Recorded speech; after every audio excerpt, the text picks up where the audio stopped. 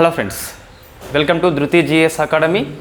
Current polity కిందికి వస్తుంది లేదా కరెంటు గవర్నమెంట్ పాలసీ అని చెప్పేసి దాని కిందికి వస్తుంది. The public examination prevention of unfair means act 2024 అని చెప్పేసి జూన్ 21 నుంచి అమల్లోకి వచ్చినట్టుగా గవర్నమెంట్ నోటిఫై చేసింది. సో మనకి రీసెంట్ చూస్తే NEET exam and net exam రెండు లీక్ అయినాయి. సో వార్తల్లో ఉంది కాబట్టి ఈ చట్టము ప్రజెంట్ అమల్లోకి తీసుకురావడం జరిగింది. సో ఈ నేపథ్యంలో చట్టము పార్లమెంటు ఎప్పుడు ఆమోదించింది, రాష్ట్రపతి ఎప్పుడు ఆమోదించారు, ఎప్పటి నుంచి నోటిఫై చేయడం జరిగింది, చట్టంలో ఉన్న అంశాలేంటి, చట్టం ఎవరికి వర్తిస్తుంది ఎవరికి వర్తించదు అని చెప్పేసి, పనిష్మెంట్ ఎలా ఉన్నాయని చెప్పేసి డిస్కస్ చేద్దాం. వెరీ ఫేమస్ కరెంట్ ఇష్యూ కిందికి వస్తుంది. ఫస్ట్ చూస్తే చట్టం యొక్క పేరేంటి అంటే the public examination prevention of unfair means. Unfair మీన్స్ని ప్రివెన్షన్ చేయాలని చెప్పేసి వెరీ ఫస్ట్ టైం ఈ పేపర్ల లీకేజీ యొక్క నిరోధం కోసం అని చెప్పేసి, ట్రాన్స్పరెన్సీ కోసం అని చెప్పేసి, విశ్వసనీయత కోసం అని చెప్పేసి దీన్ని తీసుకురావడం జరిగింది 2024లో. అంతకుముందు మనకి చట్టము ఏమీ లేదు. సో 6th ఫిబ్రవరిన లోక్సభ ఆమోదించింది, 9th ఫిబ్రవరి 2024న రాజ్యసభ ఆమోదించింది. కాబట్టి పార్లమెంటు ఆమోదం అంటే మనకి రెండవ సభ ఆమోదం అని చెప్పేసి చెప్పొచ్చు. కాబట్టి సో 9th ఫిబ్రవరి అని చెప్పేసి డేట్ తీసుకోవాలి. కొన్నిసార్లు ఏమవుతుందంటే లోక్సభ రాజ్యసభ ఇవ్వకుండా పార్లమెంటు ఆమోదం అని చెప్పేసి ఇస్తాడు. అప్పుడు రెండవ సభ ఏ డేట్న ఆమోదిస్తే అది పార్లమెంటు ఆమోదం అని చెప్పేసి మనం తీసుకోవాలి. నెక్స్ట్ చూస్తే 12th ఫిబ్రవరిన president of India Droupadi Murmu గారు ఆమోదిస్తారు. 21st జూన్ నుంచి అమల్లోకి రావడం జరిగింది. సో ఇవి రెండు డేట్స్ గుర్తుపెట్టుకోవాలి. రాష్ట్రపతి ఆమోదము ఎప్పటి నుంచి అమల్లోకి వచ్చింది. సో మనకి ఫ్రీక్వెంట్లీగా టీఎస్పీఎస్సీ లేదా ఏపీపీఎస్సీ వీటి మీద ఫోకస్ చేస్తుంది, రాష్ట్రపతి ఏ తేదీన ఆమోదించారు అని చెప్పేసి. సో ఫస్ట్ మనకి ఈ చట్టము ద్వారా ఏ సంస్థలు కండక్ట్ చేసే ఎగ్జామినేషన్కి వర్తిస్తుంది అంటే మనకు మొత్తం 5 ఇన్స్టిట్యూషన్స్ ఉన్నాయి. సో పబ్లిక్ ఎగ్జామినేషన్ అథారిటీ అనగా 5 సంస్థలు అని చెప్పేసి చట్టం పేర్కొంటుంది. ఇందులో ఇంగ్లీష్ వర్డ్స్ ఎక్కువ ఉన్నాయి, నేను ఎక్స్ప్లెయిన్ చేస్తాను. చట్టంలో ఏ వర్డ్స్ ఉన్నాయో అవే తీసుకోవడం జరిగింది. మొత్తం 11 పేజీలు మనకి చట్టం కనిపిస్తుంది. సారాంశం మొత్తం ఇంతే వస్తుంది. సో ఫస్ట్ చూస్తే పబ్లిక్ ఎగ్జామినేషన్ అథారిటీ ఏ సంస్థ కండక్ట్ చేసే ఎగ్జామినేషన్కి ఈ చట్టం మనం అప్లికేబుల్ చేస్తాము అంటే యూపీఎస్సి, ఎస్ఎస్సి, ఆర్ఆర్బి, ఐబీపీఎస్ అంటే బ్యాంకింగ్ ఎగ్జామ్స్ కండక్ట్ చేస్తుంది. ఎన్టీఏ నేషనల్ టెస్టింగ్ ఏజెన్సీ, ఇది మనకి వార్తల్లో ఉంది. ఈ నీట్ ఎగ్జామ్ కానీ నెట్ ఎగ్జామ్ కానీ లేదా యూనివర్సిటీ కామన్ ఎంట్రన్స్ టెస్ట్ అని చెప్పేసి లేదా జేఈఈ మెయిన్స్ అని చెప్పేసి, సో అది కండక్ట్ చేసే సంస్థ పేరు మనకి ఎన్టీఏ అని చెప్పేసి పిలుస్తాం.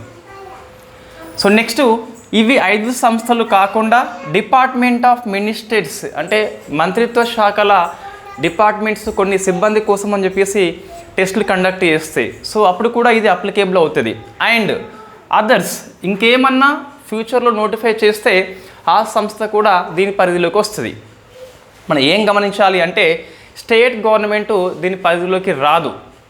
మనకు రాష్ట్రాలకు నమూనాగా ఈ చట్టము పనిచేస్తుంది అని చెప్పేసి చట్టం లోపలనే ఇవ్వడం జరిగింది. It is the only model for states అని చెప్పేసి చట్టంలో మన పదాలు కనిపిస్తున్నాయి. అంటే రాష్ట్రాల యొక్క విచక్షణ అధికారానికి లోబడి ఈ చట్టం వాళ్ళు అమలు చేయవచ్చు, అమలు చేయకపోనవచ్చు, లేదా వాళ్ళు సొంత చట్టాలు తీసుకురావచ్చు. బట్ అప్పుడు ఇది ఒక మోడల్గా తీసుకుందని చెప్పేసి అందులో పేర్కొన్నారు. కాబట్టి స్టేట్ పబ్లిక్ సర్వీస్ కమిషన్ అనేది దీని కిందకి రాదు అని చెప్పేసి గుర్తుపెట్టుకోవాలి. వై? బికాస్ రాష్ట్రాలకు not binding, it is only optional, ఒక మోడల్ మాదిరిగా పనిచేస్తా అని చెప్పేసి చట్టంలోని ఇవ్వడం జరిగింది. అంటే రాష్ట్ర ప్రభుత్వాలకి ఐచ్ఛికంగా ఎంపిక చేసుకునే హక్కు అయితే ఇవ్వడం జరిగింది. చిన్ని సో నెక్స్ట్ మనకు ఇక్కడ unfair means. So unfair means కిందకి ఏ యాక్షన్స్ వస్తాయని చెప్పేసి చూస్తే మొత్తం 15 యాక్షన్స్ మనకి చట్టంలో ఉన్నాయండి. ఆ 15 యాక్షన్స్ మొత్తం మనం డివైడ్ చేస్తే ఒక 5 నుంచి 6 వస్తాయి. ఈ 5, 6 గుర్తుపెట్టుకుంటే మీరు 15 యాక్షన్స్ గుర్తుపెట్టుకున్నట్టే, దాని కిందకే వస్తాయి. ఈజీగా మీరు ఆన్సర్ చేయవచ్చు. ఒకసారి మీరు క్లాస్ విన్నాక ఈ చట్టం మీద ఎన్ని క్వశ్చన్స్ ఉన్నాయో అన్ని క్వశ్చన్స్ ఏ ప్రైవేట్ ఇన్స్టిట్యూషన్ తయారు చేసినప్పటికీ మీరు ఈజీగా ఆన్సర్ చేయవచ్చు. అన్ఫెయిర్ మీన్స్ మొత్తం 15 యాక్షన్స్ ఉన్నాయి అందులో. ఫస్ట్ చూస్తే అన్అథరైజ్డ్ యాక్సెస్ అంటే సో మన ఓఎంఆర్ షీట్ని మనం కాకుండా వేరే వాళ్ళు యాక్సెస్ చేయొద్దు. సో అటువంటి వాళ్ళు అటువంటి చర్య మనం చేస్తే అన్ఫేర్ మీన్స్ కిందకి వస్తుంది. So unauthorized access. Leakage of question paper ఆన్సర్కి కూడా లీక్ చేసినప్పటికీ దీని కిందకే వస్తుంది. మనం ఈజీగా ఆన్సర్ గుర్తుపెట్టచ్చండి ఇందులో ఏముంది అని చెప్పేసి. Next assisting a candidate during exams. ఒక అభ్యర్థికి సహాయం చేస్తే అతను నేరం చేసినట్టుగా మనం భావించవచ్చు. So assisting a candidate during examinations. Next tampering with computer network. మనం ఇన్ఫ్యాక్ట్ ఈ హ్యాకింగ్ చేస్తాం కదా, సో దాని ద్వారా కూడా మనకు ఈ పరిధిలోకి మనం వస్తామని చెప్పేసి గుర్తుపెట్టుకోవాలి. ట్యాంపరింగ్ విత్ కంప్యూటర్ నెట్వర్క్ అని చెప్పేసి. Next tampering with documents for short listing. కొన్నిసార్లు మనం 1:3 అని చెప్పేసి షార్ట్ లిస్ట్ చేస్తాం కదా, దాన్ని ట్యాంపరింగ్ చేయడం, దాన్ని మార్పులు చేయడం అని చెప్పేసి. లేదా ఫైనలైజింగ్ ద మెరిట్ లిస్ట్ అంటే మెరిట్ లిస్ట్ని మనం ఫైనలైజ్ చేసేటప్పుడు కూడా ట్యాంపరింగ్ చేస్తే గిట్ట. లేదా ర్యాంక్ కార్డ్ ఇష్యూ చేసినప్పుడు కూడా ట్యాంపరింగ్ చేస్తే సో మనం దీని పరిధి కిందకి అయితే వస్తాం. నెక్స్ట్ చూస్తే కండక్టింగ్ ఫేక్ ఎగ్జామ్స్. కొంతమంది ఫేక్ ఎగ్జామ్స్ కండక్ట్ చేస్తారు, ఫేక్ అడ్మిట్ కార్డ్స్ ఇస్తారు, ఫేక్ రిజల్ట్ ఇస్తారు, ఫేక్ ఆఫరింగ్ లెటర్స్ ఇస్తారు, జాబ్ వచ్చినట్టుగా ప్రకటిస్తారు. సో ఇవన్నీ దీని కిందకి అయితే వస్తాయి మనకు. కొంతమంది so offer letter to cheat, so మోసం చేస్తారు, ఆఫరింగ్ లెటర్ ఇచ్చేసి జాబ్ లేకున్నా కూడా అక్కడ. కొన్నిసార్లు మానిటరీ గెయిన్ కోసం అని చెప్పేసి, సో ధన అర్జన కోసం అని చెప్పేసి ఇటువంటి చర్యలు చేస్తారట. సో ఇవన్నీ కూడా మనకు 15 యాక్షన్స్ కిందకే వస్తాయి. మీరు ఈజీగా ఆన్సర్ చేయవచ్చు, పెద్ద ఇబ్బంది అయితే ఇక్కడ ఏం లేదు. మల్టిపుల్ చాయిస్లో మనకి ఆన్సర్ని గుర్తుపట్టవచ్చు, ఏది దీని కిందకి వస్తుంది అని చెప్పేసి ఒకసారి చూసి సరిపోతుంది. రైట్, మనకు పేపర్లో ఇదంతా ఇవ్వరండి. సో ఒకసారి మనం చట్టాన్ని క్షుణ్ణంగా అధ్యయనం చేయాలి, బ్రీఫ్గా రాసుకోవాలి షార్ట్ వర్డ్స్ లోపల. నెక్స్ట్ సో అన్ని నేరాలు అనేవి ఈ కింద మనం నేరం చేస్తే ఈ యాక్షన్స్ అని చెప్పేసి 3 కేటగిరీ కిందకి వస్తుంది. సో ఇన్ఫ్యాక్ట్ మనం దీన్ని డిస్కస్ చేసిన ఇంతకుముందు ఎప్పుడు ఇన్ఫ్యాక్ట్ ఈ ఫిబ్రవరి మాసం కరెంట్ అఫైర్స్ లోపల, లేదా ఫిబ్రవరి లోపల మనం దీన్ని డిస్కస్ చేయడం జరిగింది. ఏంటివి? అన్ని నేరాలు అట కాగ్నిజేబుల్ నేరాలు అట. సో కాగ్నిజేబుల్ ఉంటుంది, నాన్ కాగ్నిజేబుల్ అని చెప్పేసి ఉంటుంది. So what is the meaning of cognizable అంటే మనకి సింపుల్ చెప్పాలంటే గుర్తించదగిన నేరము అని చెప్పేసి అర్థం వస్తుంది. అంటే సో అతన్ని అరెస్ట్ చేయాలంటే ఎటువంటి వారెంట్ అవసరం లేదు. సో అరెస్ట్ వితౌట్ వారెంట్ అని చెప్పేసి అటువంటి క్రైమ్స్ కిందకి ఈ క్రైమ్స్ వస్తాయి. ఈ 15 యాక్షన్స్ మనం చేస్తే గిట్ట అది కాగ్నిజేబుల్ నేరం అని చెప్పేసి పిలుస్తాం. అంటే ఎటువంటి వారెంట్ లేకుండా నువ్వు అతన్ని వెళ్ళి అరెస్టు చేయవచ్చు. సో దీని కింద ఉన్న 15 యాక్షన్స్ అనేవి నాన్ బెయిలబుల్ నేరాలు. అంటే బెయిల్ని హక్కు కాదు, మెజిస్ట్రేట్ యొక్క విచక్షణ అధికారానికి లోబడి ఉంటుంది. ఈ 15 యాక్షన్స్ చేస్తే బెయిల్ రావచ్చు, రాకపోవచ్చు. నాన్ బెయిలబుల్ అంటే బెయిల్ రాదని చెప్పేసి అర్థం కాదు. బెయిల్ పొందే హక్కు నీకు లేదు, మెజిస్ట్రేట్ యొక్క విచక్షణ అధికారము నిర్ణయం మేరకు లోబడి ఉంటుందని చెప్పేసి గుర్తుపెట్టుకోవాలి. రైట్, నెక్స్ట్ ఈ 15 యాక్షన్స్ కూడా నాన్ కంపౌండబుల్ క్రైమ్స్. అంటే సో కంపౌండబుల్, నాన్ కంపౌండబుల్ అని చెప్పేసి కొన్ని క్రైమ్స్ ఉంటాయి. దీని కిందకి ఏమొస్తుందంటే ఇద్దరు వ్యక్తులు మనకి సో లిటిగేషన్స్లో ఉంటారు కదా, ఇద్దరు కనుక రాజీ కుదుర్చుకునేలా నేరాలు కలిగి ఉంటే దాన్ని కంపౌండబుల్ అని చెప్పేసి పిలుస్తాం. ఒకసారి 15 యాక్షన్స్ కనుక నువ్వు కమిట్ అయితే గిట్ట నాన్ కంపౌండబుల్ కిందికి వస్తుంది, రాజీ కుదరదు. కంపల్సరీ కోర్టులో అనేది సో ప్రూఫ్ కావాల్సిందే. ఇఫ్ యూ గిల్టీ అయితే నువ్వు శిక్ష అయితే విధించబడుతుంది. అంటే నువ్వు కాంప్రమైజ్ కారదండి.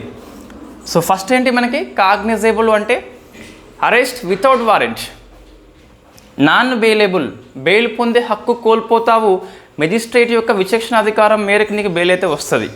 నాన్ కంపౌండబుల్, ఈ 15 యాక్షన్స్ నువ్వు కమిటీ చేస్తే గిట్ట సో రాజుకి అవకాశం లేదు, శిక్ష పడాల్సిందే. ఇవి 3 గుర్తుపెట్టుకోవాలి. ఈ యాక్షన్స్ ఏ రకమైన అని చెప్పేసి ప్రశ్న వస్తుంది. ఇట్లా వస్తుంది మీకు. ఈ చట్టం కింద పేర్కొన్న 15 యాక్షన్స్ అనేవి కాగ్నిజేబుల్ అండ్ బెయిలబుల్, లేదా bailable and non cognizable, non bailable and compoundable, non bailable, non countable, అట్లా మనకి అన్నిటిని కలిపి ఇస్తాడు. క్వశ్చన్ అలా ఇవ్వాలి. బట్ వాళ్ళు ఏం చేస్తున్నారంటే ఈ చట్టం ఎప్పటి నుంచి అమల్లోకి వచ్చింది, లేదా రాష్ట్రపతి ఎప్పుడు ఆమోదం అని చెప్పేసి ఏం టెస్ట్ చేస్తున్నారు, నెంబరింగ్ టెస్ట్ చేసి. రైట్, నెక్స్ట్ పనిష్మెంట్, అంటే 15 యాక్షన్స్ చేసినప్పుడు సో పనిష్మెంట్ ఎలా ఉంటాయి అంటే ఇంప్రిజన్మెంట్ చూస్తే మనకు జైలు శిక్ష 3 ఏళ్ళ నుంచి 5 ఏళ్ళ వరకు మ్యాక్సిమం పడవచ్చు. డిపెండ్ ఆన్ ది ఈ 15 యాక్షన్స్ బట్టి పడుతుంది. ఫైన్ ఎంత అంటే అప్ టు 10 lakhs వరకు ఫైన్ విధిస్తారు. అంటే ఒక పర్సన్ కనుక క్రైమ్ కమిట్ అయితే గిట్ట. బట్ ఇక్కడ సర్వీస్ ప్రొవైడరు అంటే ఎగ్జామినేషన్ కండక్ట్ చేస్తున్న వాళ్ళు, ఎగ్జామినేషన్కి అసిస్టెంట్ అంటే సహకారం అందిస్తున్న వాళ్ళే క్రైమ్ చేస్తే 3 రకాల శిక్షలు పడతాయి వాళ్ళకి. ఫస్ట్ చూస్తే 1 crore fine, up to 1 crore fine, 1 కోటి వరకు ఫైన్ విధించవచ్చు. సెకండ్ది కాస్ట్ ఆఫ్ ఎగ్జామినేషన్ రికవర్డ్, అంటే ఎగ్జామ్ యొక్క ఖర్చు ఎంతైందో మొత్తం రికవర్ చేస్తారు ఆ సంస్థ నుంచి. Next 4 years bar from conduct exams, అంటే 4 ఏళ్ళు ఎగ్జాము చేపట్టకుండా నిషేధం విధిస్తారు ఆ సర్వీస్ ప్రొవైడర్ మీద. అంటే వీళ్ళు ఎగ్జామ్కి సహాయం చేసేవాళ్ళు, వాళ్ళు కంప్యూటరే అందించవచ్చు, బల్లలే అందించవచ్చు, లేదా ఇంకేమైనా అందించవచ్చు. అటువంటి వాళ్లకు సో ఇంతవరకు ఫైన్ అయితే విధిస్తారు. ఇది పర్సన్స్, ఇదేమో ఇన్స్టిట్యూషన్స్ కానీ సర్వీస్ ప్రొవైడర్ అని చెప్పేసి పిలుస్తాం. నెక్స్ట్ మరి ఈ 15 యాక్షన్స్ ఎవరు దర్యాప్తు చేయాలంటే డిఎస్పి కానీ ఏసీపీ స్థాయి అధికారికి తక్కువ కాకుండా ఉన్న అధికారి దర్యాప్తు చేయాలి. డిఎస్పి ఏసీపీ అని చెప్పేసి ఏం లేదు, వాళ్ళకంటే తక్కువ అధికారి కాకుండా అంటే డిఎస్పి ఏసీపీ లేదా వాళ్ళకంటే పై స్థాయి వాళ్ళు దీని అయితే దర్యాప్తు చేయవచ్చు.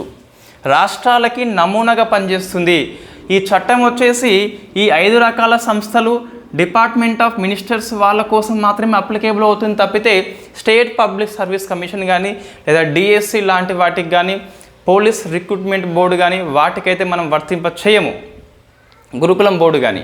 సో ఇన్ఫ్యాక్ట్ వాళ్ళకి నమూనాలాగా పనిచేస్తుంది, వాళ్ళు సొంత చట్టాలని రూపొందించుకోవచ్చని చెప్పేసి మనకి చట్టం లోపలనే ఉంటుంది. రాష్ట్రాల యొక్క విచక్షణ అధికారానికే వదిలివేయడం జరిగింది. ఇది విద్యార్థులని వదిలివేయడం జరిగింది మినహాంపు అని చెప్పేసి, అంటే ఆస్పిరెంట్స్కి ఇది వర్తింప చేయం మనము. సర్వీస్ ప్రొవైడర్స్ కానీ 15 యాక్షన్స్ ఎవరైతే కమిట్ అవుతారో వాళ్ళకి కానీ చెప్పేసి పరీక్ష రాసే అభ్యర్థికి అయితే ఇందులో నిబంధనలు లేవు అని చెప్పేసి గుర్తుపెట్టుకోవాలి. ఇది మనకు సమగ్రమైన విశ్లేషణ దేని మీద, the public examination prevention of unfair means 2024 అని చెప్పేసి. ఏం డిస్కస్ చేసినామంటే కొన్ని డేట్స్ ఉన్నాయి, పార్లమెంటు రాష్ట్రపతి ఎప్పటి నుంచి అమల్లోకి వచ్చింది. నెక్స్ట్ ఏ ఎగ్జామినేషన్ అథారిటీ వాళ్ళు కండక్ట్ చేస్తారని చెప్పేసి వేటికి వర్తింప చేస్తాం. నెక్స్ట్ అన్ఫేర్ మీన్స్ కిందకి ఏ 15 యాక్షన్స్ వస్తాయి, ఆ 15 యాక్షన్స్ ఏ రకమైన నేరమో అని చెప్పేసి 3 రకాలు ఉంటుంది. సో ఇవి కమిటీ చేస్తే మనకి పనిష్మెంట్ ఏంటని చెప్పేసి, సర్వీస్ ప్రొవైడర్ నేరం చేస్తే పనిష్మెంట్ ఏంటని చెప్పేసి కొన్ని రూల్స్ అండ్ రెగ్యులేషన్స్ మనకి 3 అని చెప్పేసి ఉన్నాయి. సో ఇది మన సంపూర్ణమైన విశ్లేషణ. మీకు 11 పేజీల డాక్యుమెంట్ మీకు ఈజీగా గూగుల్ సెర్చ్ చేయవచ్చు, అందులో దొరుకుతుంది. అందులో ఎంతసేపు చూసినా మీకు ఇదే లభిస్తుంది. ఈ 15 యాక్షన్స్ ఇవ్వడం జరిగింది, బట్ మనకి వాటిని సింప్లిఫై చేస్తే థ్యాంక్స్ టు లైవ్ లా అని చెప్పేసి మనకి వెబ్సైట్ ఉంటుంది కదా, అందులో 15 వెబ్సైట్లు లాంగ్ స్టోరీ షార్ట్ అని చెప్పేసి మొత్తం మీద ఇవి ఇస్తే ఇవి చదివినాక 15 చదివితే మనకు ఈజీగా ఐడెంటిఫై చేయవచ్చు. సో ఇది మనకి సోర్స్ వచ్చేసి ఎగ్జాక్ట్ యాక్ట్ 11 పేజీలు పిఆర్ఎస్ వెబ్సైటు, దాంతోపాటు ఎక్స్ప్రెస్ కాకుండా లైవ్ లాలో చాలా మంచి ఇవ్వడం జరిగింది కాబట్టి అది తీసుకోవడం జరిగింది. So thank you very much. ఇది స్క్రీన్ షాట్ తీసుకోండి ఒకసారి, మంత్లీ మ్యాగజైన్లో నోట్స్ ఉంటుంది.